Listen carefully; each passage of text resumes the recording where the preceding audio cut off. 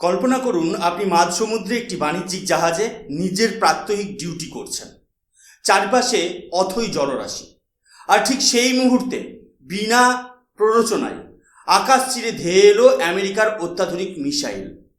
সরাসরি আঘাত হানলো আপনার জাহাজের ইঞ্জিন রুমে। হ্যাঁ, ঠিকই শুনেছেন, এটি কোনো হলিউড সিনেমার গল্প নয়, এটাই গালফ অফ ওমানের বর্তমান বাস্তব চিত্র।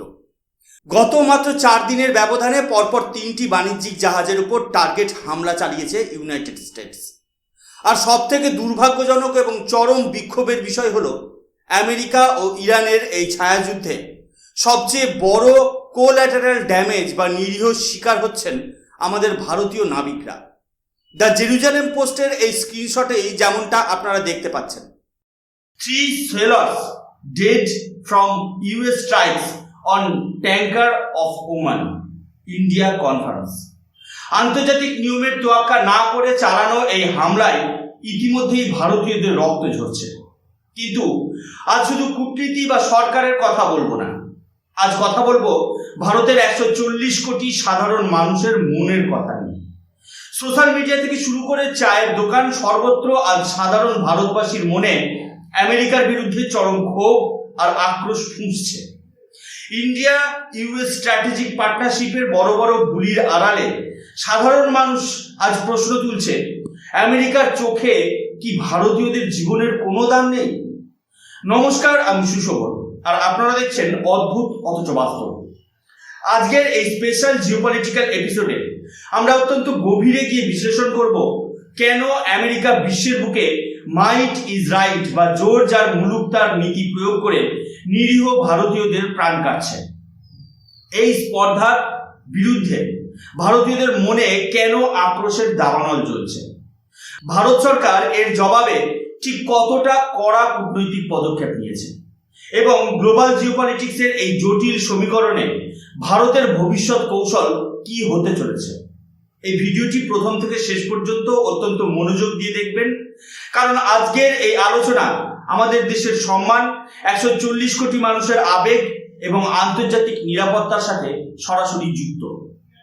বন্ধুরা, গ্লোবাল শিপিং বা আন্তর্জাতিক জাহাজ চলাচলের ক্ষেত্রে ভারতীয় সেলার্সদের অবদান অনস্বীকার্য। বিশ্বের প্রায় প্রতিটি বড় বাণিজ্যিক জাহাজে ভারতীয় ক্রু মেম্বারদের উপস্থিতি একটি সাধারণ বিষয়।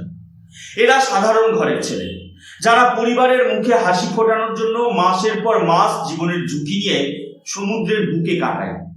কিন্তু আজ এই ভারতীয়রাই এক চরম বিপদের সম্মুখীন আমেরিকার অহংকারের কারণে। ঘটনাটি শুরু হয় গত 8ই জুন। গালফ অফ ওমান দিয়ে যাচ্ছিল এমটি মারিভক্স নামের একটি বিশাল বাণিজ্যিক জাহাজ। এই জাহাজে 24 জন ভারতীয় ক্রু ছিলেন। হঠাৎ করে ইউএস সেন্টকম এর উপর হামলা চালায়। সৌভাগ্যবশত এই প্রথম হামলায় কোনো প্রাণহানি ঘটেনি, সব নাবিক প্রাণে বেঁচে যান। কিন্তু পরিস্থিতি চরম আকার ধারণ করে ঠিক তার পরের দিন, অর্থাৎ 9 থেকে 10ই জুনের মধ্যবর্তী সময়। এমটি সেত্তেগোলো নামের আরেকটি জাহাজ, এর মধ্যেও 24 জন ভারতীয় ক্রু ছিলেন, আর তাদের ওপর ভয়ঙ্কর হামলা চালানো হয়। এই হামলাটি কোনো সাধারণ ওয়ার্নিং শট বা সতর্কতামূলক ফায়ার ছিল না, এটি ছিল একটি নিখুঁত প্রিসিশন স্ট্রাইক, যা সরাসরি জাহাজের ইঞ্জিন রুমকে টার্গেট করে করা হয়েছিল।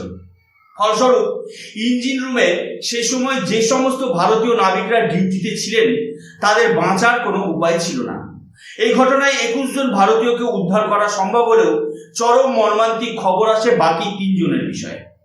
হিমাচল প্রদেশের মাত্র 23 বছর বয়সী ডেক ক্যাডেট আদিত্য শর্মা এবং ইঞ্জিন ফিটার শিবানন্দ চৌরাশিয়া, এই 2 তরুণের মৃত্যু কনফার্ম করা হয়।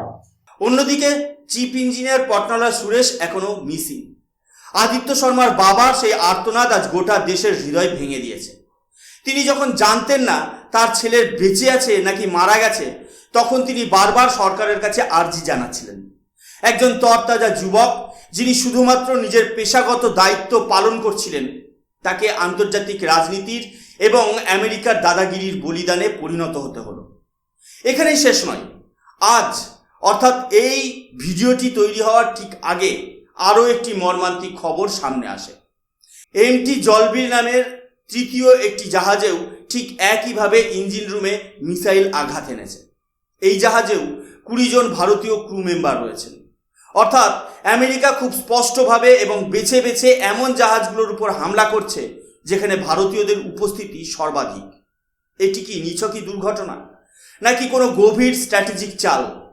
বন্ধুরা, একটা দেশের নাগরিক যখন বিদেশের মাটিতে বা আন্তর্জাতিক জলসীমায় বিনা প্ররোচনায় খুন হয়, তখন সেই দেশের মানুষের প্রতিক্রিয়া কেমন হওয়া উচিত? আজ ভারতবর্ষের সাধারণ মানুষ ঠিক সেই ক্ষোভের আগুনেই জ্বলছে। আমেরিকা হয়তো ভেবেছিল তারা মধ্যপ্রাচ্যে তাদের ক্ষমতা প্রদর্শন করবে আর তৃতীয় বিশ্বের দেশগুলোর মতো ভারতও চুপচাপ সেটা মেনে নেবে, কিন্তু তারা ভুলে গেছে এটা 2026 সালের ভারত। আজ ভারতের সাধারণ মানুষ, বিশেষ করে যুব সমাজ, আমেরিকার এই দ্বিচারিতা এবং স্পর্ধাকে কোনোভাবেই মেনে নিতে পারছে না। সোশ্যাল মিডিয়ায় আজ ট্রেন্ড করছে আমেরিকার বিরুদ্ধে সাধারণ মানুষের ক্ষোভ। সাধারণ ভারতবাসীর প্রশ্ন একটাই, যখন আমেরিকা আমাদের গ্লোবাল স্ট্র্যাটেজিক পার্টনার বলে দাবি করে, যখন তারা চায় ইন্দো প্যাসিফিক অঞ্চলে চীনকে রুখতে ভারত তাদের ঢাল হয়ে দাঁড়াক, তখন কোথায় যায় এই পার্টনারশিপ? আমাদের দেশের ছেলেদের যখন তাদের মিসাইলের আঘাতে ছিন্ন ভিন্ন হতে হয়, তখন কি আমেরিকার হাত কাঁপে না? সাধারণ মানুষ অত্যন্ত বিরক্ত এই কারণে যে আমেরিকার নির্লজ্জের মতো একটি ভিডিও রিলিজ করে তাদের এই হামলার বীরত্ব দেখাচ্ছে। ইউএস সেন্টকম যে ভিডিওটি প্রকাশ করেছে তা দেখে প্রতিটি ভারতবাসীর রক্ত গরম হয়ে গেছে। তারা এটাকে কোনো সামরিক সাফল্য নয়, বরং ঠান্ডা মাথার খুন বা কোল্ড ব্লাডেড মার্ডার হিসেবে দেখছে। মানুষ বুঝতে পেরেছে যে আমেরিকা আসলে ভারতের বন্ধু নয়, আমেরিকা শুধু নিজেদের স্বার্থের বন্ধু। ভারতের সাধারণ মানুষ এখন সরকারের কাছে দাবি তুলছে যে শুধু বিবৃতি বা প্রতিবাদ নয়, আমেরিকার এই ঔদ্ধত্যের যোগ্য জবাব দিতে হবে। এই ক্ষোভ কোনো রাজনৈতিক দলের তৈরি করা নয়, এই ক্ষোভ প্রতিটি ভারতীয়র স্বতঃস্ফূর্ত আবেগ, যা আজ বাঁধ ভেঙে বেরিয়ে আসছে। এখন প্রশ্ন হলো, ইউনাইটেড স্টেটস এই নিরীহ নাগরিকদের উপর হামলা করার পেছনে কি জঘন্য যুক্তি দিচ্ছে? স্ক্রিনে আপনারা দেখতে পাচ্ছেন আমাদের দ্বিতীয় নিউজ আর্টিকেলটি। US confirms strikes on ship with Indian sailors. অর্থাৎ ইউএস অত্যন্ত নির্লজ্জভাবে এই হামলার দায় স্বীকার করেছে। তাদের বক্তব্য হলো, তারা একটি এনফোর্সমেন্ট অ্যাকশন বা অবরোধ কার্যকর করার মিশন চালাচ্ছে।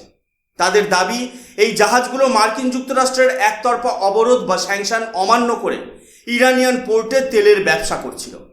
আর যেহেতু এই জাহাজগুলো নিজেদের ট্র্যাকিং সিস্টেম অফ করে রেখেছিল, তাই সেন্টকমকে বাধ্য হয়ে জাহাজের ইঞ্জিন রুমে প্রিসিশন স্ট্রাইক করে তাদের থামাতে হয়েছে। বন্ধুরা, একটু গভীরভাবে ভেবে দেখুন, এই যুক্তির কি কোনো আন্তর্জাতিক বৈধতা আছে?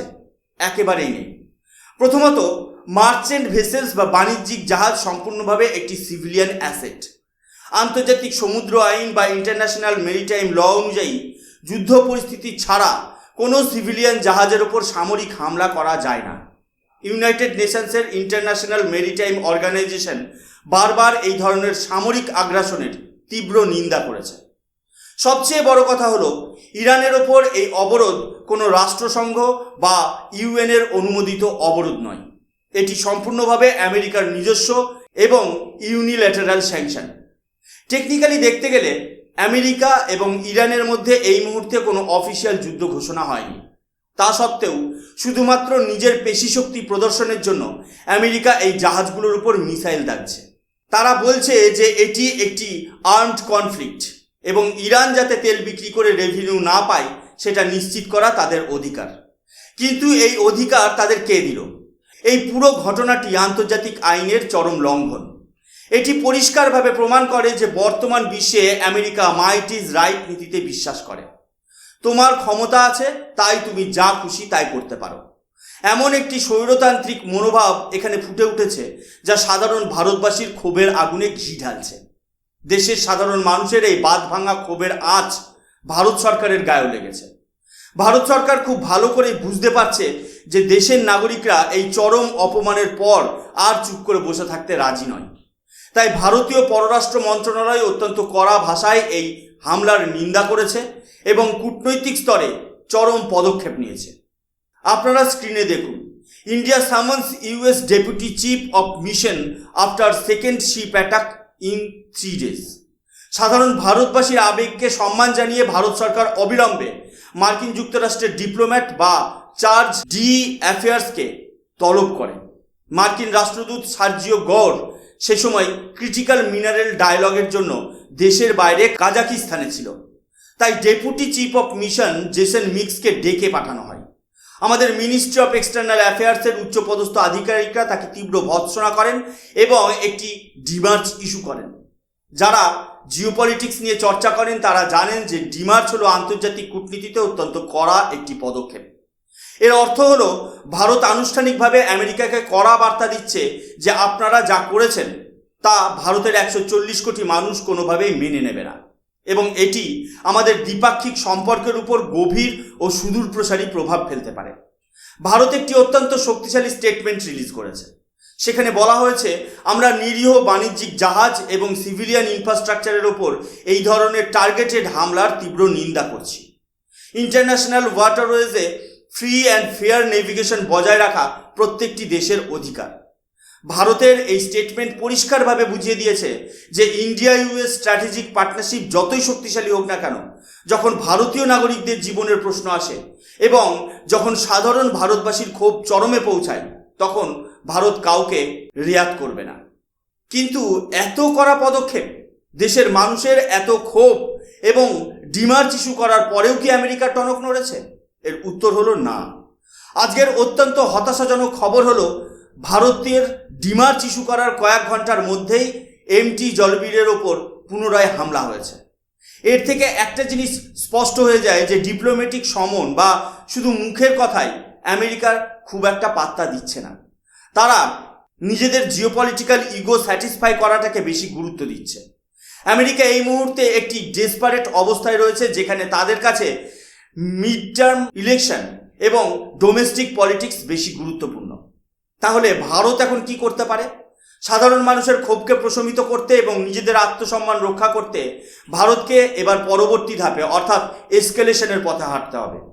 প্রথমত আমাদের এক্সটার্নাল অ্যাফেয়ার্স মিনিস্টার লেভেলে সরাসরি হস্তক্ষেপ করতে হবে। ডক্টর এস জয়শঙ্কর মহাশয়কে মার্কিন প্রশাসনের উচ্চপদস্থ আধিকারিকদের সাথে যোগাযোগ করে চূড়ান্ত বার্তা দিতে হবে। ভারতকে স্পষ্ট করতে হবে যে সাধারণ ভারতবাসীর সেন্টিমেন্টের বিরুদ্ধে গিয়ে আমেরিকা যদি এই আগ্রাসন চালিয়ে যায়, তবে আন্তর্জাতিক ফোরামে তারা ভারতের সমর্থন হারাবে। দ্বিতীয়ত, ভারতীয় নৌবাহিনী বা ইন্ডিয়ান নেভির উপস্থিতি এই অঞ্চলে আরও বৃদ্ধি করতে হবে। শুধুমাত্র ওমান সরকারের ওপর ভরসা করে বসে থাকলে চলবে না। যে অঞ্চলে আমাদের নাবিকরা ক্রমাগত আক্রান্ত হচ্ছেন, সেখানে ভারতীয় নৌবাহিনীর ডেডিকেটেড পেট্রোলিং এবং একটি স্পেশাল রেস্কিউ ডেস্ক তৈরি করা এখন সময়ের দাবি। আত্মনির্ভর ভারতের কনসেপ্ট শুধু অর্থনীতিতেই নয়, আমাদের নাগরিকদের আন্তর্জাতিক নিরাপত্তাতেও প্রয়োগ করার সময় এসে গেছে। বন্ধুরা, এটা অত্যন্ত দুর্ভাগ্যজনক যে আজকের 21 শতাব্দীতে দাঁড়িয়েও বিশ্ব রাজনীতি সেই আদিম পেশিশক্তির ওপরই নির্ভরশীল। আন্তর্জাতিক আইন শুধু খাতায় কলমেই সীমাবদ্ধ। যতক্ষণ না আপনি বিরোধী পক্ষের মনে একটা ভয় বা ডিটারেন্স তৈরি করতে পারছেন, ততক্ষণ কেউ আপনাকে সম্মান করবে না। ভারতকে আগামী দিনে সামরিক এবং অর্থনৈতিকভাবে এমন একটা জায়গায় পৌঁছাতে হবে যেখানে আমেরিকার মতো পরাশক্তিও ভারতীয়দের গায়ে হাত দেওয়ার আগে 100 বার ভাববে। দেশের সাধারণ মানুষ আজ এই শক্ত অবস্থানই চাইছে সরকারের কাছ থেকে। আপনাদের কি মতামত? সাধারণ ভারতবাসীর এই ক্ষোভ কি আমেরিকার টনক নড়াতে পারবে? আমেরিকার এই ইউনিল্যাটারাল হামলায় যে নিরীহ ভারতীয়দের প্রাণ কাড়ল, এর বিরুদ্ধে ভারতের পরবর্তী সামরিক এবং কূটনৈতিক পদক্ষেপ ঠিক কী হওয়া উচিত বলে আপনি মনে করেন? কমেন্ট বক্সে আপনার মূল্যবান মতামত অবশ্যই জানাবেন। যদি আজকের এই জিওপলিটিক্যাল বিশ্লেষণ আপনাদের তথ্যবহুল এবং ভালো লেগে থাকে, তবে ভিডিওটি অবশ্যই লাইক করবেন এবং বন্ধুদের সাথে শেয়ার করে এই গুরুত্বপূর্ণ বিষয়টি এবং দেশের মানুষের এই ক্ষোভ সবার সামনে তুলে ধরবেন। আমাদের চ্যানেলটি সাবস্ক্রাইব করে বেল আইকনটি প্রেস করতে ভুলবেন না, কারণ দেশ ও বিদেশের এমন সমস্ত জটিল ভূরাজনৈতিক ইস্যুর গভীর বিশ্লেষণ আমি নিয়মিত আপনাদের সামনে নিয়ে আসি। আমি সুশোভন, দেখা হবে পরবর্তী একটি নতুন এপিসোডে। ততক্ষণ পর্যন্ত ভালো থাকবেন, সুস্থ থাকবেন। জয় হিন্দ, বন্দে মাতরম, ভারত মাতা কি জয়।